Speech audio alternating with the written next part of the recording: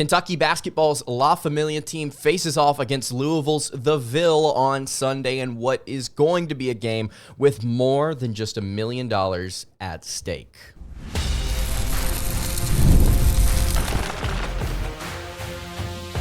You are Locked On Kentucky, your daily podcast on the Kentucky Wildcats, part of the Locked On Podcast Network, your team every day. All right, what's going on, Big Blue Nation? Welcome on into Locked On Kentucky, your daily Kentucky Wildcats podcast. I'm your host, Lance Dawe, and on today's episode of Locked On Kentucky, we are going to be previewing Kentucky basketball's matchup with the Ville. That's right, Kentucky in the TBT facing off against Louisville alumni. Should be a really, really big game in Louisville. Shame that the Wildcats did not get to host it in Rupp, but hey, it's still going to be a massive matchup. Nonetheless, going to be previewing that episode today, kind of giving you some insight on how the tournament's gone, some different statistics for both teams, some things that may surprise you, some things that may be pretty obvious, and then we're going to give our thoughts here to wrap up the show. Today's episode is brought to you by FanDuel. You can make every moment more, and as playoffs wind down, the sports stop sporting like we want them to. But this summer, FanDuel is hooking up all customers with a boost or a bonus daily. That's right, there's something for everyone every day all summer long, so you can visit FanDuel.com to get started. Thank you so much for making Locked On Kentucky your first listen every single day. Want to remind everyone out there that we are free and available on all platforms. And if you are watching on YouTube, I would greatly appreciate it if you subscribe to the show. And if you are listening on podcast, I would also appreciate it if you subscribed there as well.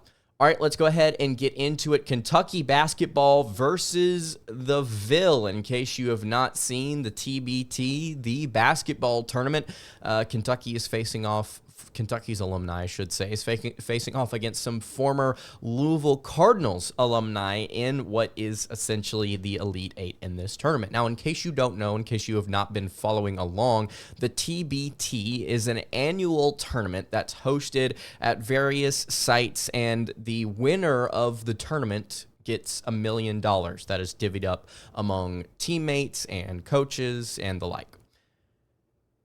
It has been dominated in the past by a couple of different teams that, if I'm not mistaken, have already been eliminated. Now, Carmen's crew, which is a group of an Ohio State alumni, is actually on a run themselves this year, and they've won it a couple of times in the past, if I'm not mistaken. But it's typically what you see out of these individual teams.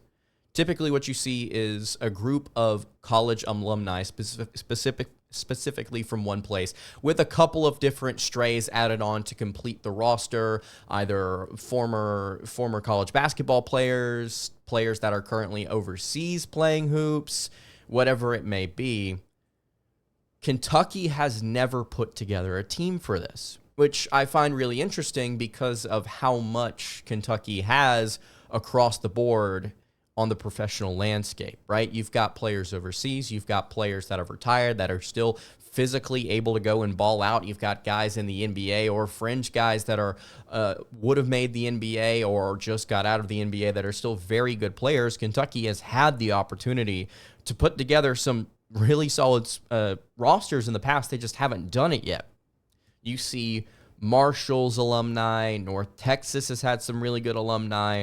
Auburn just started making some alumni. They almost played Kentucky and La Familia. Wichita State, Colorado, Kansas State, again, like I mentioned earlier, Ohio State. There was a team that Kentucky could have played that was just a group of former Division II players that were pretty solid. Jimmer Fredette has a team, which is interesting. I think actually a professional boxer put together a team just a few years ago. Sideline Cancer is a big name in this as well. Team Diesel is another name that's big here. They got upset in the first round, though. Carmen's crew, like I mentioned, Purple Hearts, Heartfire, Cincinnati alumni as well. There's some really, really fun teams here across the board. When you look at Purdue as well, when you look at the different alumni that are competing against each other. And Kentucky, again, like I mentioned, finally put together a team this year as a 2 seed. And they will be facing off against 2 seed Louisville in the Elite Eight. I'm not quite sure how the seeding works in this bracket. There's a bunch of different regions, and I think that all of them get 1 through 8 seeds. There's not 16 seeds in this bracket, at least not this year, I should say.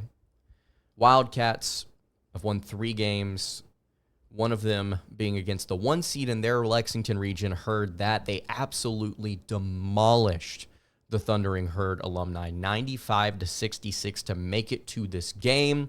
The reason that it's being played in Louisville is the way that these regions work is once you get out of whatever site is hosting for the first few games, the next site is then decided by which site had the most attendees, right? So Kentucky made it out of the Lexington region, and they had a certain amount of people attend their games on average.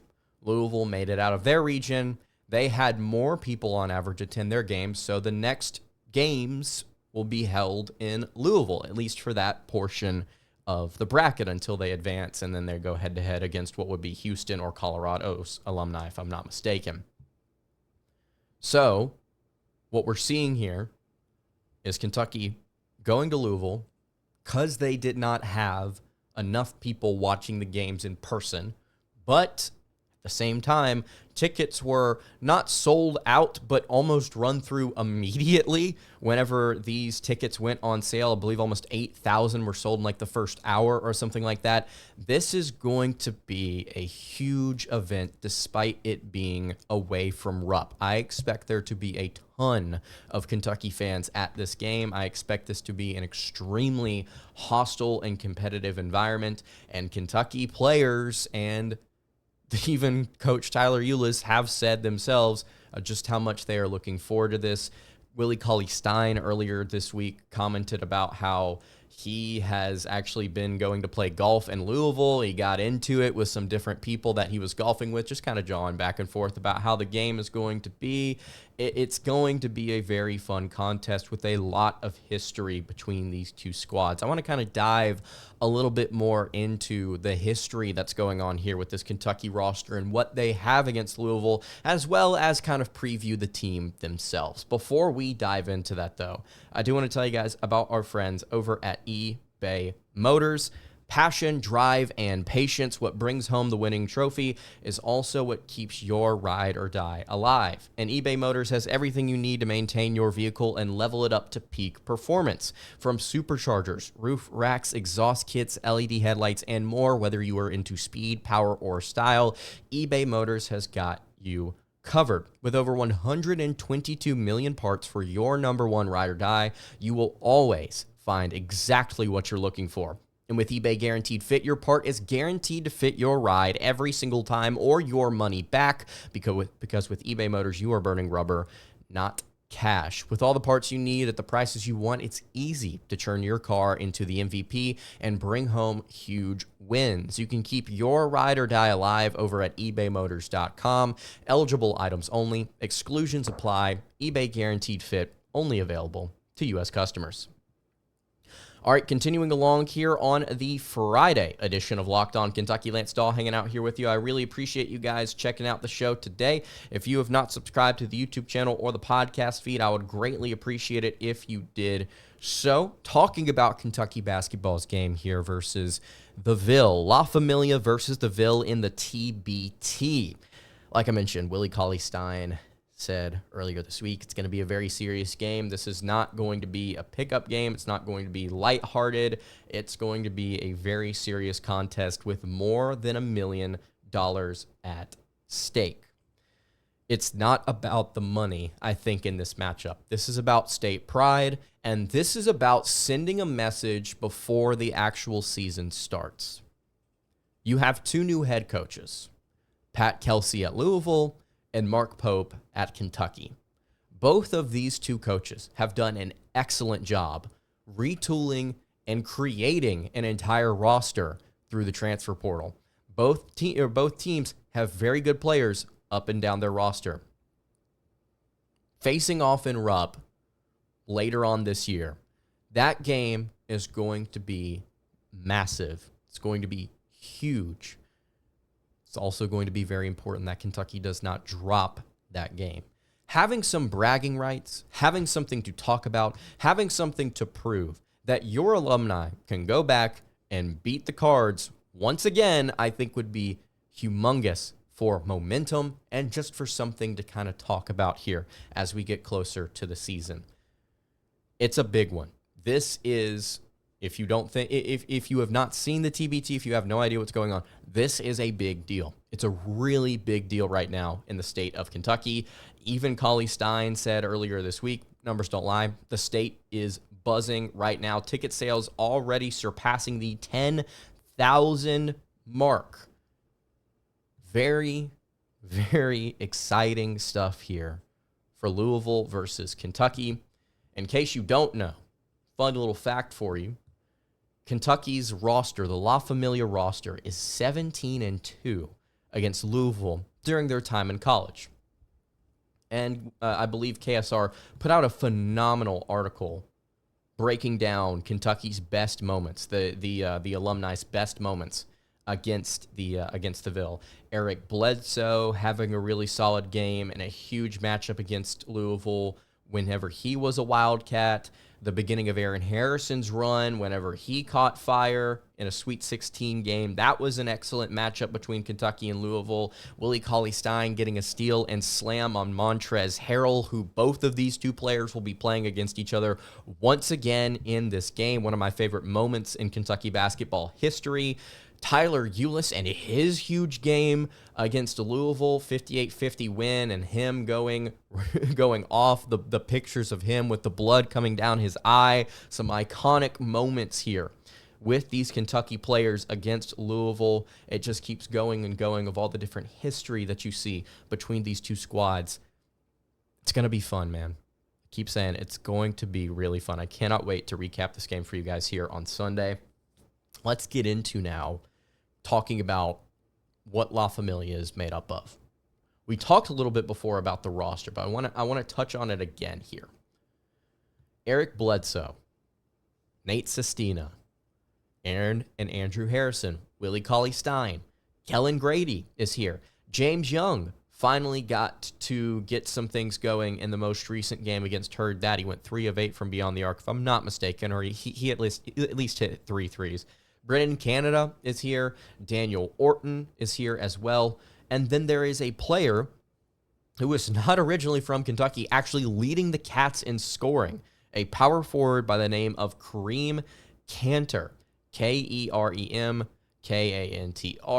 He is 20 of 26 from the field in 3 games, shooting 76.9% from the floor. He's 2 of 2 from 3. One of those threes was to win a game, actually, in this tournament. He's got 67 points overall, and if I'm not mistaken, I can pull this up here for you guys real quick. He's averaging 22.3 points per game, which is one of the best marks in the entire TBT. Eric Bledsoe, lead point guard for the Wildcats, has just looked phenomenal. He has looked so under control, calm, paced himself well. He shot the ball well. On top of that, 17.7 points per game. Sestina is third in scoring at 12.7 points while shooting over 40% from beyond the arc. He's 9 of 22 so far. Aaron and Andrew Harrison are next in line at 11 points and 9.7 points respectively. Neither of them are shooting the ball particularly well, but I believe that once they're able to kind of get their footing from beyond the arc, that statistic will start to go up just a little bit. It's fine. It's their play style. They're still getting buckets, and they're still making plays. Willie Cauley-Stein has had some really fun moments. Lobs, blocks in this game, averaging 5.7, or in this tournament, averaging 5.7 points per game, looking really solid at center. Kellen Grady, not shooting the ball well, but he has been a spark at times off the bench. 3 of 10 from beyond the arc. He's 4 of 11 from the floor overall. Again, like I mentioned, James Young, 3 of 8 from 3. And that's the roster. That's what you're looking at here. Kanter, Bledsoe, Sestina, and then Andrew Harrison occasionally popping off. Aaron Harrison a little bit more efficient, but Andrew playing a lot more minutes. That is essentially what you're looking at there with Cauley-Stein as well. Aaron coming off the bench for the Wildcats, in case you did not know. Kentucky right now is statistically one of the most dominant teams in this tournament. They're averaging 86 points per game, which is 6th out of 64 teams. They're averaging only 9 offensive rebounds per game, which is 42nd, but the rebounding is not a huge aspect of their game, and the rebounding margin is also one of the best in the TBT as well. They're tied for 14th in turnovers. They don't turn the ball over a ton. And what I really think is big here are the major defensive statistics and then offensive and defensive efficiency. If you are a fan of this channel and you've watched me for quite some time, you know that I love KenPom. And what KenPom really likes to throw in your face as far as stats go are adjusted offensive and defensive efficiency. And it's a great indicator as to how good a basketball team is on either side of the floor. How efficient are you? And Kentucky, it's kind of crazy. They are 5th out of 64 teams in adjusted offensive efficiency. Or just not adjusted, it's just raw offensive efficiency. They're 3rd in defensive efficiency, which gives them the best net efficiency in this tournament by a mile so far through 3 games. Their net efficiency is .338. The next closest is .245 from Carmen's Crew.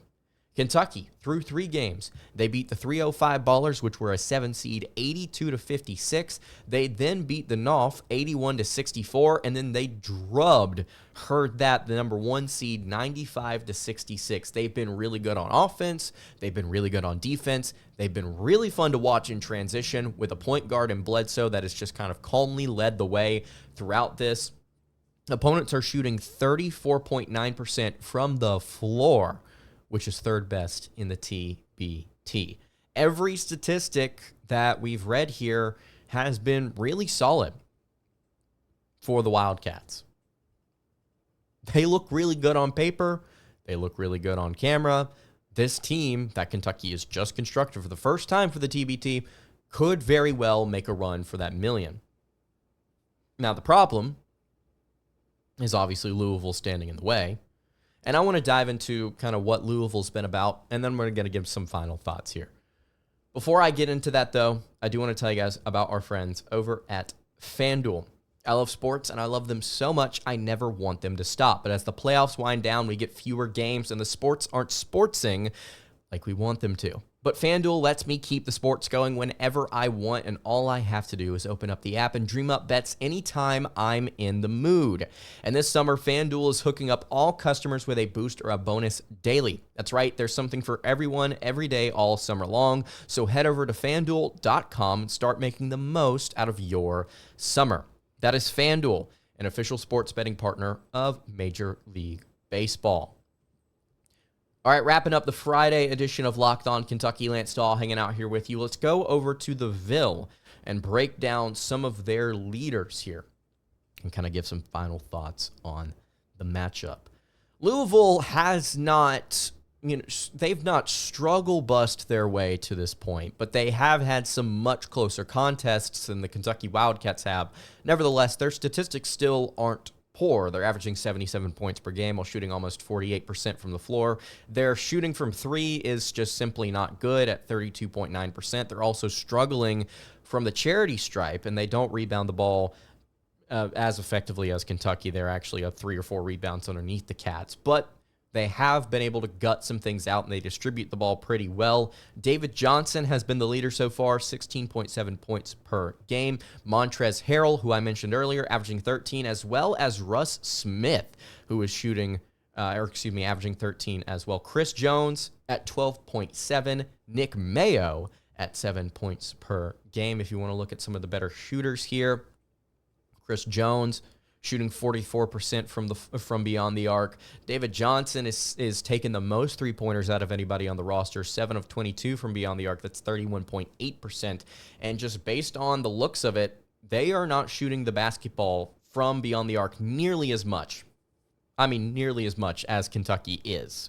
They're not as effective, and they're not shooting as much. The volume or efficiency is not there. However, they're still able to get to the rim, and they're still able to score pretty effectively, and that's something that differentiates, I think, Kentucky and Louisville in this matchup, is that one team is going to be more oriented in getting to the rim and finishing there, and Kentucky's obviously going to do that, but they've also got different guys that really like the mid-range and want to be able to kind of stick in that area. And they got guys that can hit it too, so why not? Statistically, Louisville is a grade underneath Kentucky, but you also have to factor in the fact that this is in Louisville, right? I think there are going to be a ton of Kentucky fans there, but it's still away from Rupp. Stats-wise, number 11 in offensive efficiency, number 24 in defense. They're not bad by any means. They don't turn the ball over as well. They're really good at not turning the ball over. Offensively, they're good enough. They rebound well, but not great. I think if this was in Rupp, I would favor Kentucky by 7 or 8 points. Because it's in Louisville, I say 4 or 5, and that's kind of where I want to leave my predictions here today. When you look at how the bracket shaped up for Louisville, they beat Bellarmine's alumni 80-71. That game was very tight, if I'm not mistaken, as was their next game against 3-seed Sideline Cancer. Won that game by a final score of 71-69. They were very close, apparently, with Team DRC before pulling away 68-83, and that is what has led them here to the game against the Wildcats. I feel confident in Kentucky's ability to win this game. Like, I would favor them. I would expect them to win. But it's just a matter of whether or not Kentucky goes out there and they're able to kind of hit those shots, those more difficult shots that we see Louisville not even taking. So that's my thought on this game. I think it's going to be super fun. Obviously, I'm going to get you guys a recap on Sunday. Let me know what you think in the comments below. All right, that's going to do it for today's episode of Locked On Kentucky. Hey, you can follow the show on Twitter at Locked On UK. You can follow me on Twitter at LanceDawe_, and you can follow the show over on Instagram. That is at Kentucky Podcast. Any questions, comments, concerns, leave those in the YouTube comments below. Hit me on the socials. I will see you all on Sunday for another episode of Locked On Kentucky. You guys have a great rest of your day, and God bless.